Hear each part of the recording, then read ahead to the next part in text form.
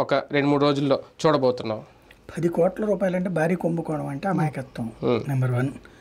రెండోది ఏంటంటే ఇదివరకటి రోజుల్లో 100 కోట్ల రూపాయల కుంభకోణం ఉంటే కూడా అన్యాయంగా ఇరికిచ్చేస్తున్నారు, బీసీ నాయకుడు, ఎస్సీ నాయకుడు, ఎస్టీ నాయకుడు అని రాశారు.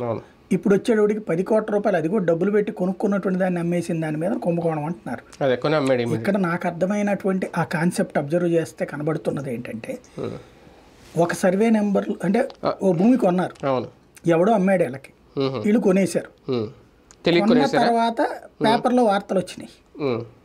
అప్పుడు ఏం చేయాలి? లెక్క ప్రకారం అగ్రిగోల్డ్ భూమి అన్నటువంటి వార్త రాగానే అట్టెట్ట మాకు అమ్మేవారో దొంగనాయాలని చెప్పేసి, అంటే వాళ్ళ భాషలో, మన భాషలో కాదు, అంటే అట్లాగే మాట్లాడతాడు కాబట్టి వాళ్ళ భాషలో వాడిని ఎవరినో అరెస్ట్ చేయించి ఆ రిజిస్టార్ అట్టెట్ట రిజిస్టర్ చేయించావని చెప్పేసి రిజిస్టార్ మీద చర్య తీసుకుని వాళ్ళందరి మీద పోలీస్ కేసు పెట్టి ఆ డబ్బులు రికవర్ అన్నా చేసుకోవాలా, లేకపోతే డబ్బులు పోయినాయి అనుకోవాలి. అంతే కదా మరి.